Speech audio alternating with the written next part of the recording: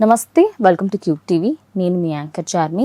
ఈరోజు మనతో పాటు ప్రస్తుతం జ్యోతిష్య వాస్తు పండితులు, దేవి ఉపాసకులు, ఆధ్యాత్మికవేత్త వేలూరి రవికిరణ్ శర్మ గురూజీ గారు ఉన్నారు. గురుగారితో మాట్లాడదాం. నమస్కారం గురుగారు. నమస్కారం. గురుగారు, శ్రీరామనవమి ప్రతి ఇంట్లో అంగరంగ వైభవంగా చేసుకునే పండుగ అని చెప్పుకోవచ్చు. ఉగాది తర్వాత వచ్చే మొదటి పండుగ అని కూడా చెప్పుకోవచ్చు. మరి ఈ సంవత్సరం, ఈ క్రోధినామ సంవత్సరంలో ఉగాది తర్వాత వచ్చే మొదటి పండుగైన శ్రీరామనవమి ఏ రోజు వస్తుంది? దాని విశిష్టత ఏమిటి గురుజీ? మనకి ఉగాది వెళ్ళిన తర్వాత వచ్చే తొలి పండుగ శ్రీరామనవమి. అందువల్ల అంటే మామూలుగా ముహూర్తాలు ఏమున్నా సరే శ్రీరావణం వెళ్లకుండా పెళ్ళిళ్ళు చేయరు అనేది ఒక సంకేతంగా మనకు తెలుసు. ఎందువల్ల అంటే రామ కళ్యాణం అంత గొప్పది. ఎందుకంటే ఆదర్శ పురుషుడు శ్రీరాముడు అని అందరికీ తెలిసిన విషయం. అందులో రామో విగ్రహవాన్ ధర్మ అంటారు. మామూలుగా వివాహం చేసుకునేటప్పుడు కొన్ని నియమాలు చెప్తూ ఉంటాం. అవేమిటి? ధర్మ ప్రజా సంపత్త్యర్థగ్గు స్త్రియముద్వహే అంటాం. అంటే వివాహం ఎందుకోసం చేసుకున్నావు నాయన అని అడుగుతారు పంతులు గారు. అడగంగానే వెంటనే వరుడు చెప్తాడు ధర్మ అంటే ధర్మాన్ని ఆచరించాలి, ప్రజా సంతానం పొందాలి, సంపత్త్యర్థగ్గు అంటే సంపద అంటే బ్రహ్మచారి డబ్బు సంపాదించకూడదు, గృహస్థుడే సంపాదించాలి. అందువల్ల సంతానం పొందాలంటే గృహస్థుడైతేనే సంతాన యోగం. అలాగే ధర్మకార్యాలు ఆచరించాలి, ధర్మాన్ని నిలబెట్టాలంటే ధర్మపత్ని కావాలి. ఈ రీత్యా చూసుకున్నట్టే ధర్మాన్ని నిలబెట్టడానికి ధర్మపురుషుడుగా శ్రీరామచంద్రుడినే చెప్పబడుతుంది. ఎందువల్ల అంటే రామో విగ్రహవాన్ ధర్మ, రాముడు విగ్రహం కూడా ధర్మమే చెప్తుంది నాయన. రాముడు ధర్మం కోసం నిలబడ్డాడు. ఆ యుగంలో రామాయణం అంతా ధర్మం మీద నడిచింది అని చెప్తోంది. కొన్ని అధర్మాలు జరిగినాయి, కానీ రాముల వారి ద్వారా అధర్మం జరగలేదు అని చెప్పబడుతుంది. అందువల్ల ఎప్పుడైతే రాముల వారి ద్వారా అధర్మం జరగలేదని చెప్తోందో అటువంటి ఆదర్శ పురుషుడి యొక్క జన్మదినం శ్రీరామ నవమి. ఓకే. ఆ నవమి నాడే రామ కళ్యాణం చేయటం అనేది మన ఆచారం. ఇవాళ 17వ తారీఖు ఈసారి బుధవారం రావడం. ఎందుకంటే బుధవారం రాముడికి ఇష్టమైన రోజు. ఓకే. శ్రీరాముడు ఎందుకంటే విష్ణుమూర్తికి ఇష్టమైన రోజు బుధవారం. చాలా మంది శనివారం అంటారు. అందువల్ల బుధుడికి ఇష్టమైన వారం. బుధుడికి అధిపతి విష్ణుమూర్తి.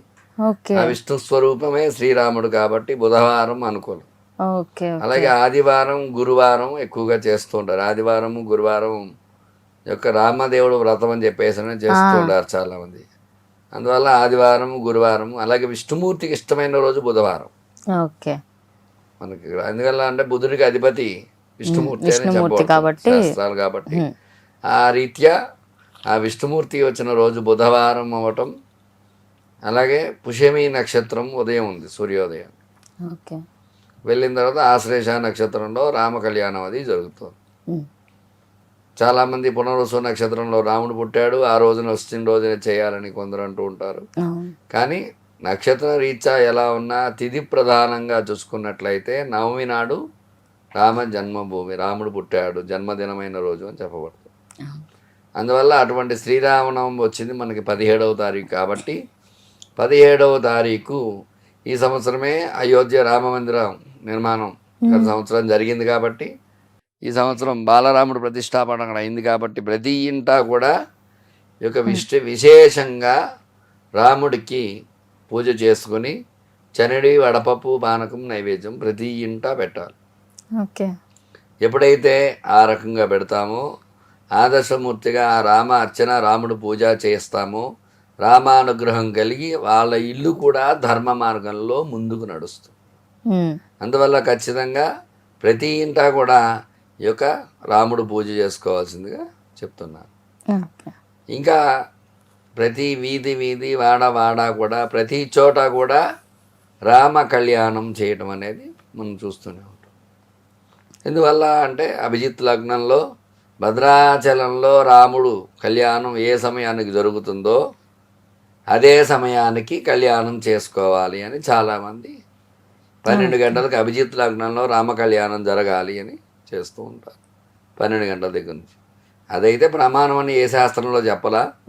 రాముడి కళ్యాణం ఎందుకంటే ముందుగా స్టార్ట్ అయింది భద్రాచలంలో కాబట్టి ఆ యొక్క భద్రాద్రి రామాయణ అనుకూలంగా తీసుకొని చాలామంది చెప్తూ ఉంటారు 12 గంటలకు చేసుకోండి మంచిది బాగుంటుందని. కానీ ఆ రోజు మొత్తము రాముడికి ఇష్టమైన రోజు.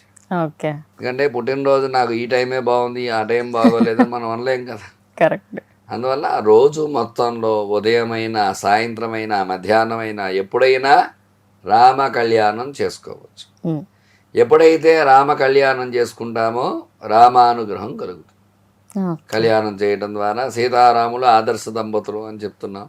ఏ వివాహం జరుగుతున్నా ముందు సీతారాముల పటం తీసుకొచ్చి అక్కడ దీపారాధన చేసిన తర్వాతే వివాహం చేయడం అనేది జరుగుతుంది.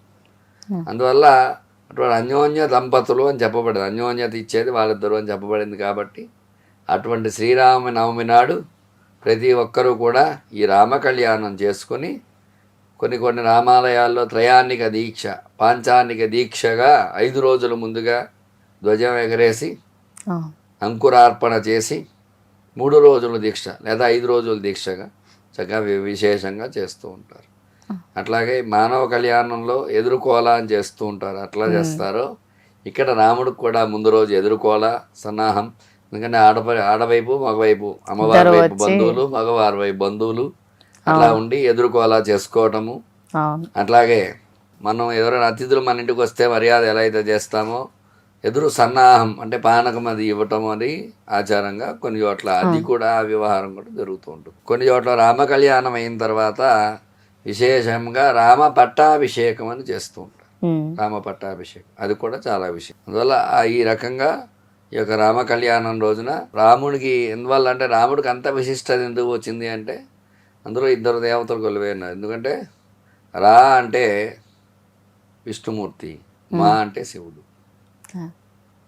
అంటే శివకేశవ ఆరాధన చేస్తే ఎంత ఫలితమో రామనామ జపం చేయటము అంత ఫలితం. రామ కళ్యాణం, రామ అర్చన, రామ పూజ, రామ హోమం ఇవన్నీ కూడా విశేషమైనటువంటివి. అందువల్ల 17వ తారీఖు బుధవారం నాడు ప్రతి ఒక్కరు కూడా ఈ రామారాధన చేసుకొని పరివారంగా ఆంజనేయ స్వామి ఉంటాడు. అలా ఆంజనేయ స్వామి ఎవరు? రుద్రాంశ సంభూతుడు. రుద్రాంశ అంటే రావణాసురు సంహారంలో ఆయన తోడ్పడ్డాడు. ఎందుకోసం తోడ్పడ్డాడు? రావణాసురుడు సామాన్యుడా? రావణ బ్రహ్మ బ్రాహ్మణుడు. అవును. నవవ్యాకరణ పండితులు 3 ఉన్నారు. మనకి 9 వ్యాకరణాలు ఉన్నాయి. అందులో ఒక ఆయన రావణాసురుడు, ఒక ఆయన సూర్యభగవానుడు, 3 ఆయన ఆంజనేయ స్వామి. ఇప్పుడున్న వ్యాకరణం ఒకటే వ్యాకరణం మనకు దొరుకుతుంది, అది కూడా పూర్తిగా దొరకట్లేదు. కానీ వ్యాకరణాన్ని బట్టే పద్యం ఏ రకంగా రాయాలి అనే విషయాలు అవన్నీ కూడా దానికి సంబంధించి వ్యాకరణానికి ముఖ్యమైనటువంటివన్నీ కూడా మనకు ఆ వ్యాకరణాన్ని బట్టే మనం ఏదైనా క్రియేట్ చేయాలన్నా ఏం చేయాలన్నా తెలుగు పరంగా వ్యాకరణం చాలా ముఖ్యమైనటువంటిది. అటు వ్యాకరణం కరెక్ట్గా ఉండకపోతే దోషాలు వస్తూ ఉంటాయి. అటువంటి వ్యాకరణాలు 9 ఉన్నాయి మనకి, నవ వ్యాకరణాలు. ఆ 9 వ్యాకరణాలు వచ్చిన పండితులు 3 ఉండే, 3లో రావణాసురుడు. మరి ఆయనకి అన్నీ తెలుసు కదా. మరి ఆయన ఎందుకు తప్పు చేశాడు అంటే ఆ యొక్క జన్మ చాలించాలంటే ఏదో తప్పు చేయాలి. ఆ విషయం మనకందరికీ తెలుసు. రావణాసుడు, కుంభకర్ణులు, జయ విజయులు ఈ అవతారమే అని చెప్పేసారని విష్ణుమూర్తి ద్వారపాలకులు అన్న విషయం మన అందరికీ తెలిసింది. అందువల్ల ఆ జన్మ చాలించి విష్ణుమూర్తి దగ్గరికి వెళ్ళాలంటే విష్ణుమూర్తి చేతిలోనే మరణం సంభవించింది. అందుకోసం సీతాదేవిని తీసుకురావడము ఇదంతా కూడా మనకి కథ, రామాయణం కథ అంతా జరిగింది. కాబట్టి అటువంటి 10 తలలతోటి రుద్రపారాయణ, రుద్రహోమం అభిషేకం చేస్తాం రోజు కూడా 9 కోటి లింగాలకు అర్చన చేసేవాడు. 9 కోటి. అందువల్ల ఆయన అంత భక్తుడు. రావణాసుడు పరమ భక్తుడు, శివభక్తుడు. అటువంటిది ఈ 10 తలలు ఉండవల్ల 10 రుద్రాలు చెప్పేవాడు. 11వ రుద్రుడికి కోపం వచ్చింది. 11 రుద్రాలు, ఏకాదశ రుద్రం అంటే ఇష్టం. ఈ 11వ రుద్రుడే ఆంజనేయ స్వామి అవతారం ఎత్తాడు అని చెప్పబడి. అందువల్ల ఈ యొక్క 11వ రుద్రుడే ఆంజనేయ స్వామి అవతారం ఎత్తి రావణాసురు సంహారంలో తోడ్పడ్డాడు అని మనకి రామాయణం అంతా కూడా చెప్తోంది. కాబట్టి అటువంటి రామ జన్మభూమి రోజున, రాముడు జన్మించిన రోజున ప్రతి ఒక్కరు కూడా ఈ కళ్యాణాలు, పూజలు విశేషంగా చేసుకోవడం ద్వారా రామానుగ్రహం కలుగుతుంది అందరికీ కూడా.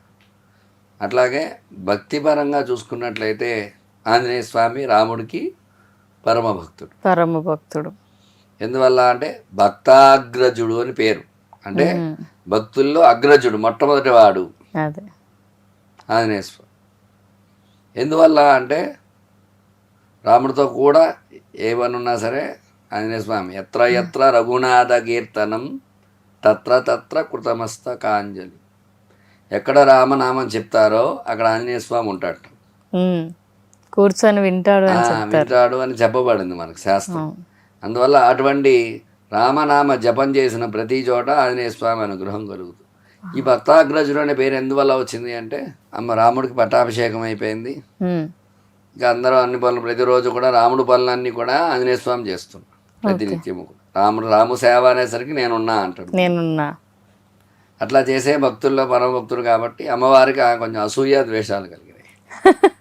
స్త్రీ సహజంగానే తన భర్తకి తనే దగ్గర కావాలనుకుంటారు. అవును, ఎదుటి వాళ్ళు ఎవరైనా దగ్గర అవుతున్నారంటే వాళ్ళని ఏదో రకంగా దూరం చేయాలి అని అసూయ ద్వేషాలు అవి వస్తాయి. కాబట్టి అమ్మవారికి కూడా అసూయ వచ్చింది. అసూయతోటి ఎలాగైనా సరే ఆంజనేయ స్వామిని రాముడికి దూరం చేయాలి అనుకుంది అమ్మవారు సీతమ్మవారా. అట్లా అనుకునేసరికి ఎప్పుడైతే అలా అనుకుందో వెంటనే రాముల వారి పనులు ఉదయం సూర్యోదయం దగ్గర నుంచి సూర్యాస్తమయం స్వామివారు ఏకాంత సేవకు వెళ్ళేంత వరకు ఏవైతే పనులు ఉన్నాయో అన్ని పనులు కూడా అమ్మవారు జ్ఞాపకం పెట్టుకుని ప్రతి పనికి ప్రతి మనిషిని ఏర్పాటు చేసేసి ఏదైనా పని చేద్దాం అనేసరికి ఆంజనేయ స్వామి వెళ్ళేవాడు, పని అయిపోతూ ఉండే. అట్లా రాత్రి ఏకాంత సేవ వరకు వెళ్ళేసరికి స్వామివారి ఏకాంతంలోకి వెళ్ళిపోయాడు. ఈ రోజు ఉదయం నుంచి నేను నా స్వామికి ఏ సేవ చేయలేకపోయాను అని బాధపడుతున్నాడు. ఏం చేయాలి, ఏం చేసి నా స్వామి రుణం తీర్చుకోవాలి అని ఆలోచనలో పడ్డాడు. అట్లా స్వామివారు ఏకాంతంలో ఉంటే స్వామికి ఆవలింతలు వస్తూ ఉంటాయి కదా, పడుకునే ముందు సహజంగానే ఆవలింతలు వస్తూ ఉంటాయి. అట్లా వచ్చినప్పుడు ఆ ఆవలింక చిటిక వేస్తూ ఉంటారు. అలా ఆవలింత వస్తే ఇలా చిటిక వేస్తారు అందరూ. అట్లా నా స్వామికి చిటికలు వేస్తే ఆవలింత వచ్చినప్పుడు నేను బయట కూర్చుని నా స్వామికి చిటిక వేస్తే ఆవలింత ఎప్పుడు వస్తుందో నాకు తెలియదు కాబట్టి అని చెప్పేసి గుమ్మం బయట కూర్చుని రామ రామ రామ రామ అంటూ మొదలుపెట్టాడు ఆయన. ఈయన ఎన్నిసార్లు చిటికలు వేస్తే అన్నిసార్లు ఆవలింతలు వస్తున్నాయి స్వామివారికి లోపల. అంటే దీనికి ఎంత అర్థం ఉందంటే ఇందులో భక్తులకు అనుగుణంగా భగవంతుడు ఉంటాడు అనేది ఇక్కడ.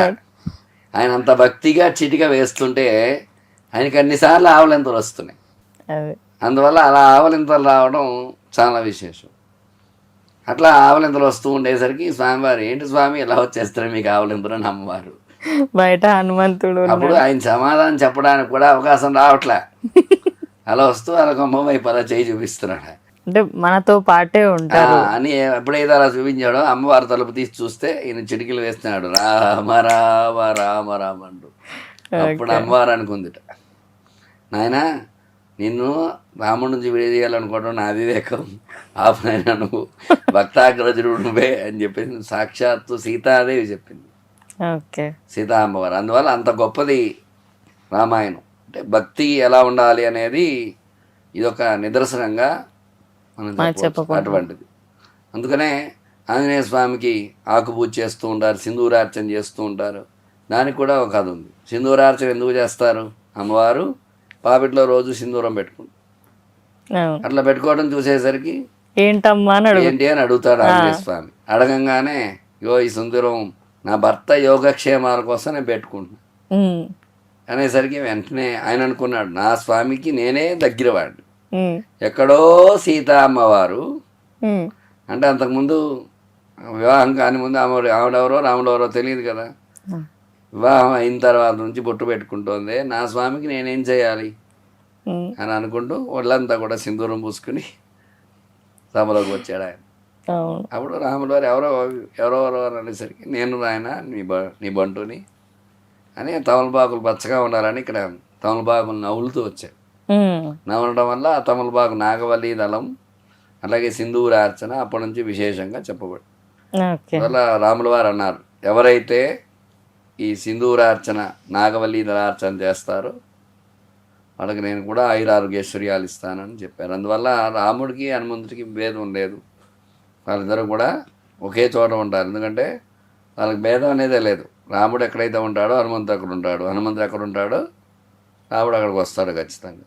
అందువల్ల అటువంటి రామాయణం అంత గొప్పగా చెప్పబడింది కాబట్టి ప్రతి ఒక్కరూ కూడా ఆ శ్రీరామనవమి నాడు చక్కగా విశేషంగా చెప్పినటువంటి కళ్యాణము, ఈ పూజలు విశేష కార్యక్రమాలు చేసుకుని విశేషంగా రాముడికి హోమం, లక్ష్మణుడికి హోమం, సీతామ్మవారి హోమం, హనుమంతుడి హోమం, ఇవన్నీ పరివార దేవతల హోమాలు కూడా చేసుకుని రామానుగ్రహాన్ని పొందకూర్చు. గురుగారు మరి అంటే కళ్యాణం గురించి అలాగే శ్రీరామనవమి గురించి తెలియని కొత్త స్టోరీ ఇంకోటి మీరు చెప్పడం జరిగింది. అసూయపడ్డారు సీతాదేవి అనేది మొదటిసారి వినే వాళ్ళు చాలామంది ఉంటారు నిజం చెప్పాలంటే. అలాగే కళ్యాణం విషయానికి వస్తే చాలామంది ఏంటి అంటే పెళ్ళి కాని ఆడపిల్లలైనా లేదా మగపిల్లలైనా ఎవరైనా కూడా ఎప్పుడు ఇంకెన్ని సంవత్సరాలైనా పెళ్ళి అవ్వట్లేదు అనుకున్న వాళ్ళు సీతారాముల కళ్యాణం ఒకసారి చూసి అక్షంతలు తలపైన వేసుకుంటే తొందరగా కళ్యాణం అవుతుంది అంటారు. నిజమేనా గురుజీ అది? ఖచ్చితంగా రామ కళ్యాణం అంత గొప్పది కాబట్టి రామానుగ్రహం వాళ్ళకి కలుగుతుంది. ఎందువల్ల అంటే కళ్యాణ పక్షతులు వేసుకోవడం ద్వారా, కళ్యాణం తిలకించడం ద్వారా ఖచ్చితంగా వివాహం కాని స్త్రీ పురుషులు సత్సంకల్పంతో కళ్యాణాన్ని తిలకించి ఆ కళ్యాణ పక్షతులు వేసుకోవడం ద్వారా, కళ్యాణోత్సవంలో పాల్గొనడం ద్వారా ఖచ్చితంగా రామానుగ్రహం కలిగి వాళ్ళకు కూడా కళ్యాణ యోగం అనేది జరుగుతుంది. అట్లాగే చాలామంది సంతానం కోసం కూడా ఈ తలంబ్రాలు బియ్యం పట్టేటప్పుడు ఒడి పడుతూ ఉంటారు.